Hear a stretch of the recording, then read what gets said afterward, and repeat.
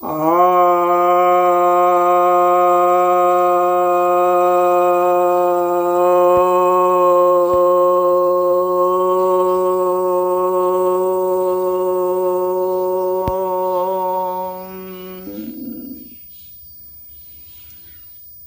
भक्तजनों को सप्रेम नमन। भक्तों, 21 जून को पूरे विश्व में योग दिवस मनाया जाता है। यह बहुत ही खुशी की बात है कि भारत सरकार ने संयुक्त राष्ट्र संघ में यह प्रस्ताव पारित कराया और 21 जून को योग दिवस के रूप में सबके समक्ष में योग के जो लाभ हो सकते हैं वह उपलब्ध कराने का पूरा मार्ग प्रशस्त कर दिया। यह सनातन धर्म और इसकी संस्कृति को पूरे विश्व में एक नई ऊर्जा देने का भी काम हुआ है। अब यहाँ पर जो योग दिवस में अक्सर लोग जो करते कराते हैं, WHO ने भी इसे स्वास्थ्य संबंधित अच्छा बताया है और अधिकतर संस्थाएं और स्कूल, कॉलेज और सरकारी महकमा इसे सेहत के रूप में बतला रहा है। और जो योग के प्रवक्ता लोग हैं, नामी गिरामी लोग, वे भी इसे सेहत के अर्थ में ही प्रस्तुत कर रहे हैं। बीमारियों से बचने के लिए और शरीर को फिट रखने के लिए इसे अपनाने के लिए कहा जा रहा है। तो क्या योग इतना ही भर है? यह एक बहुत बड़ा प्रश्न है। उसी तरह से इसके विपरीत में कुछ लोग ऐसे भी हैं जो यह कह रहे हैं कि यह जो आसन और प्राणायाम वगैरह कराए जा रहे हैं और सेहत के लिए जो लोग कर रहे हैं, यह योग नहीं है। तो ये दोनों ही छोर हैं। हमें इन दोनों ही प्रकार के अतियों से बचना होगा। हमें जो योग के विषय में जो हमारे सनातन धर्म के शास्त्र कहते हैं, उनके अनुसार ही हमें समझना चाहिए और कहना चाहिए।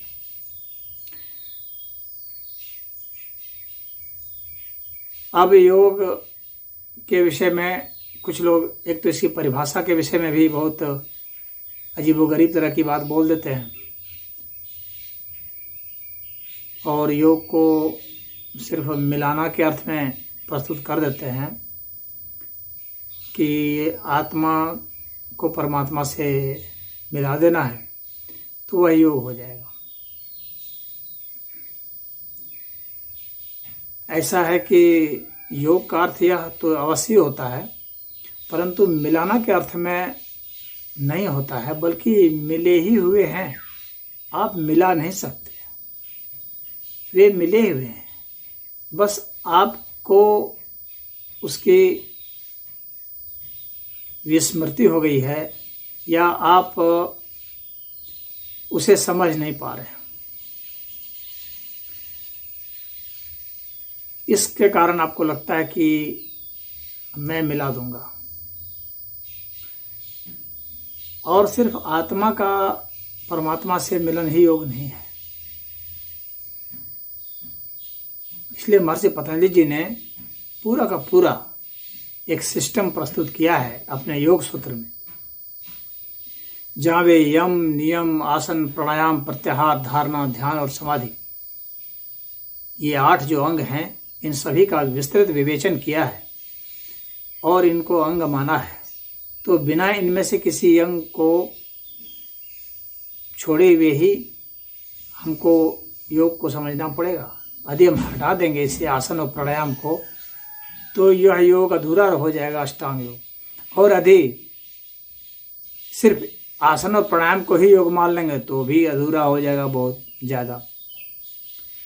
अच्छा, इसके अलावा एक चीज़ और है, भगवान कृष्ण ने गीता में भी योग कहा है और अन्य उपनिषद और वेद में भी योग कहा गया है। तो वहाँ पर सिर्फ ये जो महर्षि पतंजलि जी का जो अष्टांग योग है, यही एकमात्र योग नहीं बताया गया है। ज्ञान योग, ध्यान योग, भक्ति योग, कर्म योग, संन्यास योग, यंत्र योग, मंत्र योग, तंत्र योग, बहुत सारे योग हैं, तो उनको नहीं छोड़ा जा सकता। तो योग एक बहुत विस्तृत क्षेत्र है और उन सबको हमें शामिल करके ही योग को समझना होगा। मात्र अष्टांग योग को या मात्र राजयोग को ही अगर हम ले लें तो योग नहीं होगा। इतना ही मात्र नहीं है। तो यहाँ पर पहले मैं यह बता देना चाहता हूँ कि सिर्फ यम और नियम, ये जो दो हैं, कुछ लोग इनको हटा देते हैं कि ये तो सिर्फ एक दो हैं, इनका कोई बहुत उपयोग नहीं है, इनको हटा दो और उसके बाद सीधे आसन और प्राणायाम करने लगो और इतना ही करके फिर कहते हैं हो गया योग, अब तुम स्वस्थ रहोगे। परंतु ऐसा नहीं है। पहली बात है कि योग और व्यायाम में फर्क है। योग में स्थिरता होती है, सांस पर नियंत्रण होता है, मन पर काबू होता है, इंद्रियों पर काबू होता है। इसके अलावा यह हमारी न सिर्फ प्रतिरोधक क्षमता बढ़ाता है, रोगों से लड़ने की क्षमता बढ़ाता है, अपितु हमारे मानसिक जो रोग हैं, अवसाद हैं, उनको भी दूर करता है और इसके साथ ही हमें एक बेहतर सामाजिक दृष्टिकोण देता है, समझ देता है। इसके अलावा हमें जो विराट अस्तित्व है, सूक्ष्म सूक्ष्म अस्तित्व है, इस पूरे अनंत अस्तित्व से हमें यह रूबरू कराता है, साक्षात्कार कराता है। तो इसका जो पहला पहलू है, इसमें कि यम बताया गया है, इसमें कि सत्य, अहिंसा, ब्रह्मचर्य, अस्तेय, अपरिग्रह बताया गया है। तो यह इसलिए बताया गया है ताकि हम अपनी ऊर्जा समेट सकें, क्योंकि हम इनके ये जो बताए गए हैं यम, इसके विपरीत जो हैं उससे हम अपनी ऊर्जा गंवाते हैं। क्योंकि हमें कुछ भी करना है तो हमें अपनी शक्ति को बटोरना पड़ेगा, हमें अपनी शक्ति को संयोजित करना पड़ेगा और उसका संवर्धन करना पड़ेगा, फिर हम उसका उपयोग कर सकते हैं जिस भी तरह से करें। तो हमें योग जो है पहले सिखाता है अपनी शक्ति को बढ़ाओ, समृद्ध करो, उसके बाद तुम जिस भी काम में लगाओगे, सांसारिक काम में भी लगाओगे तो सफल होगे तभी। तो कैसे हम बेहतर इस्तेमाल कर सकते हैं, यह जो है हमारा पहला यम जो है वह बतलाता है। और हमारे मन में समाज के प्रति और स्वयं के प्रति भी कैसी भावना होनी चाहिए वह बताता है। और यह न सिर्फ हमें अपने व्यक्तिगत के लिए, बल्कि यदि हम इसका पालन करते हैं तो पूरे समाज की जो अनावश्यक ऊर्जा की क्षति होती है निरर्थक चीज़ों में, ये सब बच जाएंगी और वो एक बेहतर उपयोग में लाई जा सकेंगे, सकारात्मक दृष्टिकोण आ जाएगा। उसके बाद जो नियम हैं, वे जो नियम हैं शौच, संतोष, तप, स्वाध्याय, ईश्वर प्रणिधान, ये जो नियम हैं ये इसलिए हैं ताकि हम साफ सुथरे व्यक्ति के रूप में स्थापित करें। अपने को स्वस्थ रखने के लिए साफ करना भी जरूरी है और हम तप करें, प्रयोग करें और ईश्वर भक्ति भी हमारे में हो, क्योंकि तभी सकारात्मक दिशा उसकी जाएगी। और जो हमारे ऋषि महर्षि तप किए हैं और उन्होंने जो हमें अपने स्वाध्याय के जरिए हमें बताया है, तो उनका भी हम अध्ययन करें। यानी जो हमारे शास्त्र बताते हैं, पीछे जो दार्शनिक रहे हैं, संत रहे हैं, बुद्धिजीवी रहे हैं, उनके अनुभवों को भी हमें समझना चाहिए, उसका हमें उपयोग करना चाहिए और स्वयं भी अपना भी अध्ययन करना चाहिए, अपने जो प्रयोग किए हैं उसका भी, और उससे मिलान करके फिर जो है हमें आगे बढ़ना चाहिए। यानी अंधभक्त नहीं होना चाहिए, कदम फूंक फूंक करके, संभल संभल करके आगे चलना चाहिए। ये हमें नियम बतलाते हैं। इसके बाद है कि आसन की बात आती है, जिसमें कि हम शरीर की नसों को जागृत करते हैं। जो नसें कमज़ोर हो गई हैं, जहाँ खून का संचार सही नहीं हो रहा है, जहाँ स्थिरता का अभाव हो गया है, तो वहाँ हमें स्थिरता देनी है, हमें इसे सक्रिय करना है। और जब हम नसों को मुलायम कर देते हैं तो हम स्वस्थ हो जाते हैं। हमारी नसें मुलायम होनी चाहिए और शक्तिवान होना चाहिए। तो हमारी नसें अगर मुलायम हैं और शक्तिशाली हैं तो हम स्वस्थ रह सकते हैं, तभी स्वस्थ रह सकते हैं। कठोरता नहीं होनी चाहिए, क्योंकि वह अवसाद लाएगा। जैसे कि जिम में कठोर हो जाते हैं, व्यायाम से कठोर हो जाते हैं, तो यहाँ कठोरता नहीं चाहिए, बल्कि मुलायम होना चाहिए और ऊर्जावान होना चाहिए।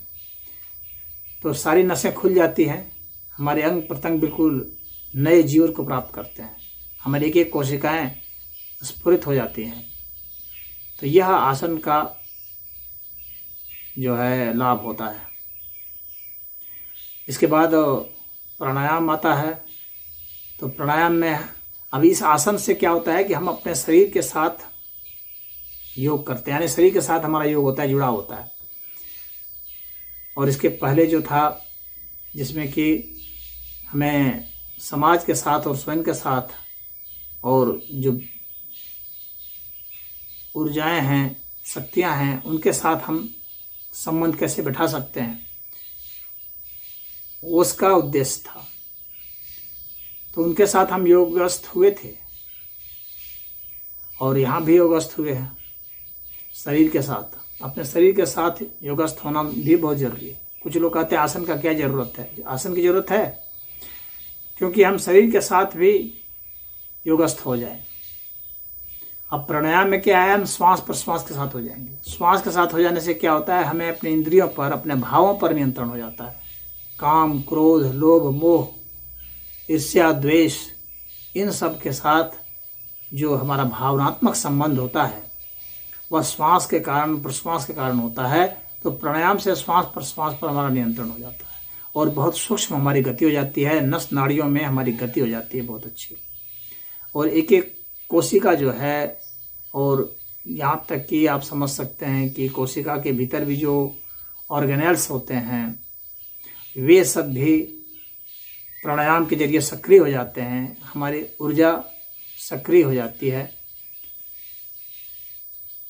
यानी हम श्वास के साथ अब योगमय हो गए।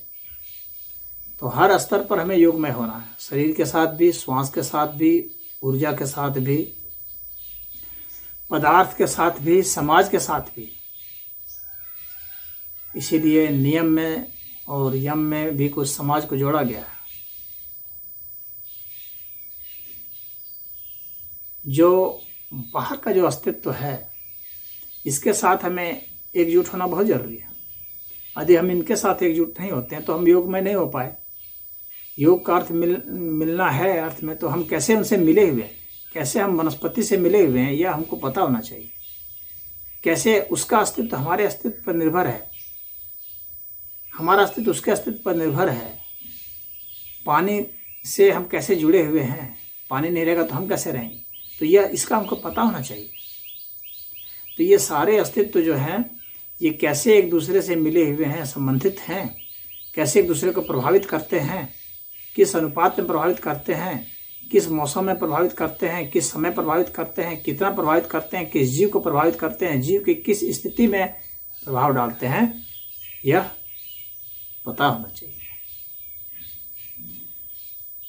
और ऐसा जब पता होता है तो व्यक्ति आदर से भर जाता है, क्योंकि उसको लगता है कि यहाँ पर हम कुछ भी अलग नहीं है, सबके साथ संयुक्त रूप से यहाँ कोई घटना घट रही है, संयुक्त रूप से ही कोई कार्यक्रम हो रहा है, संयुक्त रूप से ही हमारा जीवन या हमारा मरण है, हमारे भाव हैं, हमारा स्वतंत्र भाव नहीं है। स्वतंत्र रूप से हम क्रोध नहीं करते हैं, किसी न किसी के संयोग वियोग से ही करते हैं। इसमें पूरा अस्तित्व शामिल होता है, किसी न किसी का पूरा अस्तित्व ही शामिल होता है। तो जाहिर सी बात है, इन अस्तित्व के साथ जब हम योगस्थ होंगे तभी हम समझ पाएंगे, इनके साथ जब हम मिले हुए रहेंगे तभी हमें पता चलेगा। और हम मिले हुए हैं, हमको बस पता लगाना है। हमें ऐसा पता लगाना जानकारी से नहीं, बल्कि बोध से, अनुभव से पता लगाना है कि हवा से, पानी से, रोशनी से, आकाश तत्व से, जितने भी तत्व हैं, पृथ्वी तत्व, जल तत्व, सभी तत्वों से हमें किस तरह से संबंध बैठाने चाहिए, कैसे हम अभी बैठा के चल रहे हैं, कैसे हम ये प्राकृतिक रूप से ही कैसे बैठे हुए हैं, इसका आपको पता होना चाहिए। तो यह योगस्थ हो जाना है अस्तित्व के साथ। अब इसके बाद जो है धारणा है, तो धारणा में क्या करते हैं, प्रत्याहार है प्राणायाम के बाद। तो प्रत्याहार में हम अपना अनुभव प्राप्त करते हैं और उसके ठीक जो है हम अनुभव, अपनी गलतियों को देखते हैं, फिर उस गलती के विरुद्ध में हम जो है एक अपना तर्क लाते हैं और एक अनुभव लाते हैं, और उस पर हम जो फिर अपने को कायम करते हैं, उसको हम लागू करते हैं। जैसे कि उदाहरण के लिए, यदि हमने क्रोध किया तो चाहे भीतर से ही थोड़ा सा सूक्ष्म ही हो गया, तो हम विश्लेषण करेंगे कि ऐसा क्यों हुआ, कैसे हुआ, अब हम ऐसा नहीं करेंगे, क्या हमारे में घटना घट गई थी और हम उसे कैसे नियंत्रित कर सकते हैं। तो जब हम उसे नियंत्रित कर लेते हैं तो इसका मतलब हो गया कि हम प्रत्याहार में दृढ़ हो रहे हैं। तो एक एक भाव को, अपनी दृष्टि को, हमें क्या देखना चाहिए, क्या नहीं देखना चाहिए, हमें क्या बोलना चाहिए, क्या नहीं बोलना चाहिए, हमें क्या सुनना चाहिए, क्या नहीं सुनना चाहिए, इन सभी पर हमारा नियंत्रण हो जाए। ऐसा नियंत्रण कि हम समभाव में रह सकें, यानी कोई हमें कुछ भी बोल जाए, हम चाहें तो प्रतिक्रिया भी करें, चाहे तो अनुक्रिया भी करें, चाहे तो हम तटस्थ रहें, चाहे तो अनसुना कर दें। ये सब अब क्षमता अपने पास होनी चाहिए। यह नहीं कि कोई गाली दिया तो हम बस उसके उत्तर में, प्रत्युत्तर में गाली ही दें। हो सकता है गाली दे करके, कोई गाली देता है उसको हम अच्छा समझा भी सकते हैं। कोई ये हो सकता है गाली देता है तो हम चुप भी रह सकते हैं। कोई ये होता है कि गाली देता है तो हम प्रतिक्रिया करके उसे पीट भी सकते हैं। कोई ऐसा भी होता है कि हमें गाली दे और उसके बाद हम सुने ही नहीं, हम सुना कर दें, सुनाई ही नहीं पड़े, हम ऐसी अवस्था में चले जाएं। या कोई ऐसा है कि हमें गाली दे या प्रशंसा करे, हम चुप रहें, हमारे पर कोई असर नहीं आए, हमारे दिमाग में कोई विचार नहीं। तो यह जो है प्रत्याहार की स्थिति होती है। और यहाँ जो है हम अपने भावों के साथ न सिर्फ जुड़ते हैं बल्कि उस पर नियंत्रण करने में सफल हो जाते हैं। तो यह जो है यहाँ योगस्थ हो जाना है अपने भावों के साथ, काम, क्रोध, लोभ, मोह, ईर्ष्या, द्वेष, राग, विराग, अहंकार, इन सब के साथ। अब इसके बाद धारणा की बात आती है, जिसमें कि हम अपने चित्त का साक्षात्कार करने लगते हैं और बहुत सूक्ष्मता से करते हैं, और हम अपनी ऊर्जा को, हम अपने भावों को, अपने जो कुछ भी अब तक अर्जित किए हैं उसको एक सफल दिशा देने में सफल होते हैं। दिशा देना भी जरूरी है, हम क्या चाहते हैं क्या नहीं चाहते हैं, इसके हिसाब से हमको दिशा देना भी आना चाहिए। यदि हम अपनी ऊर्जा को दिशा नहीं दे सकते हैं तो फिर सिर्फ ऊर्जा हमारे में हो तो क्या फ़ायदा। हो सकता है हम गलत काम में प्रयोग कर लें। तो हमारा मन सक्रिय हो, हमारा मन जागृत हो जाए, हमारा मन अखंड हो जाए, हमें समझदारी मिल जाए कि हमें क्या करना चाहिए और क्या नहीं करना चाहिए। और हमारा मन जो तमाम तरह के द्वंद्वों से गुजरता रहता है, जो कभी कहता है ये कर ले, कभी कहता है नहीं वो कर ले, कई मुखौटा पहने रहते हैं, पत्नी के ऊपर शक भी करते हैं, पत्नी को फिर यह भी कहते हैं कि प्यार करता हूँ, फिर पत्नी से झगड़ा भी करते हैं, फिर पत्नी से सहयोग की अपेक्षा भी करते हैं। तो मन में कई तरह के भाव चलते रहते हैं। तो ये सब भाव चलने का मतलब क्या है कि हमारा मन खंडित है, कई कई टुकड़ों में बटा हुआ है। इनको हम अखंड करें, हम एक साथ बिना पाखंड के व्यवहार कर सकें। हम जो करें पूरा कर सकें। अगर हम समर्पण करते हैं तो पूरा कर सकते हैं, विद्रोह करते हैं तो पूरा कर सकते हैं, कहीं सुनते हैं तो पूरा सुन सकते हैं। यानी कि सुनने बैठे हैं, खाली समय बिता रहे हैं और सुन रहे हैं कुछ और, दिमाग कहीं और चल रहा है, तो ऐसे एब्सेंट माइंडेडनेस नहीं होता। योग में आप पूरा का पूरा होते हैं। तो पूरा का पूरा हो जाना जो है, यह योग की यह एक स्थिति है जो हमें धारणा में बताई जाती है। इसे एकाग्रता कहते हैं कि हम पूरा का पूरा हो जाएं, मन हमारा समग्र रूप से मौजूद हो। तो ऐसा कंसंट्रेशन होना चाहिए। हम पढ़ रहे हैं तो हमारा दिमाग पढ़ने में ही रहना चाहिए, यानी कि कहीं इधर उधर भाग रहा है। हम खाना बना रहे हैं तो हमारा दिमाग खाना बनाने में होना चाहिए। तो ये हम अच्छा से बना सकते हैं, खाना बेहतर खाना बना सकते हैं। बहुत गृहणियाँ नहीं बना पाते हैं क्योंकि वो इस तरह का नहीं कर पाते हैं, तो वह मनोयोग नहीं होता है। तो धारणा से हमें मनोयोग की प्राप्ति हो जाती है। मन के साथ हम युक्त हो जाते हैं, यह मनोयोग हुआ। तो काय योग भी है, श्वास प्रश्वास योग भी है, तो ये मनोयोग भी है, इंद्रिय योग है, तो ऊर्जा योग है। हर तरह से आप हमको योग करते जाना है। पदार्थ योग है, वस्तुओं के साथ भी योग होना चाहिए। आपको पता होना चाहिए कि वस्तुओं के साथ हमारा कैसा संबंध है। कितने कहते हैं मुझे खाने से कोई मतलब नहीं, पता नहीं, तो उनको स्वाद ही नहीं पता चलता। कुछ लोग इसको ऊंची अवस्था मानते हैं, लेकिन यह ऊंची अवस्था नहीं है। ऊंची अवस्था हुआ है कि जब हमको पता भी चले और पता से हम ऊपर भी उठ जाए। यदि हमें कोई चीज़ का पता ही नहीं चलता है तो हम रहित हो गए। रहित कभी ऊंची अवस्था नहीं होती है, सदैव सहित ऊंची अवस्था होती है।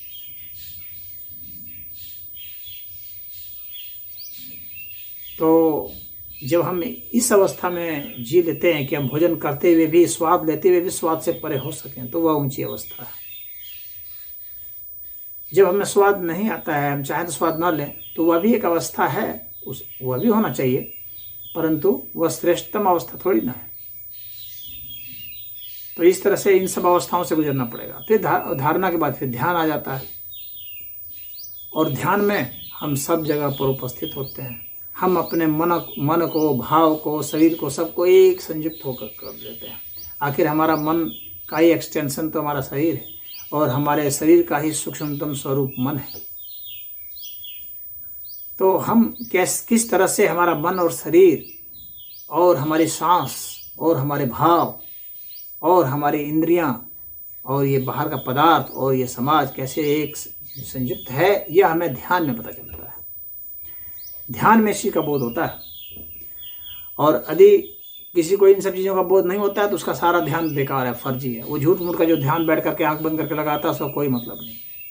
ध्यान का मतलब होता है कि हमारा मन, हमारे भाव, हमारे शरीर, हमारे इंद्रियां, हमारे अंग प्रत्यंग, हमारे शरीर की ऊर्जा और समाज के प्रतिभाव और जो वनस्पतियां, निर्जीव तत्व, इन सब का जो समावेश है, उसका हमें एक साथ अनुभूति होनी चाहिए, बोध होना चाहिए।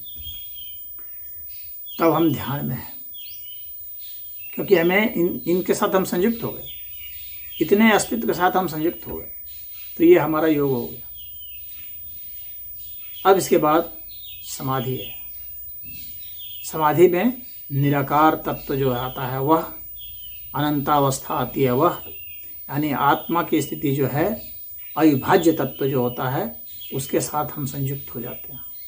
संयुक्त हम हैं वह हमें पता चल जाता है, और परमात्मा के साथ हम कैसे संयुक्त हैं वह हमें पता चल जाता है। इस अनंत अस्तित्व के साथ हम कैसे संयुक्त हैं उसका हमें पता चल जाता है। यह हमें समाधि अवस्था में उपलब्ध होता है। यह उसके साथ हमें योग हो जाना, तो यह भी एक योग है, इस तरह का योग है।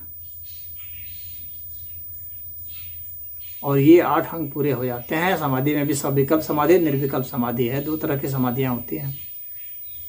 और इसके बाद फिर जो है कैवल्य अवस्था है, जबकि हमको समग्रता का अनुभव होता है। इसमें जो अनुभव हमें हुआ है समाधि में, उसमें क्या होता है कि अलगाव का भी अनुभव होता है। हमें उन सब का बोध तो हो जाता है, अनुभव हो जाता है, लेकिन स्वयं हम अपने को उसके साथ अलग भी महसूस कर लेते हैं।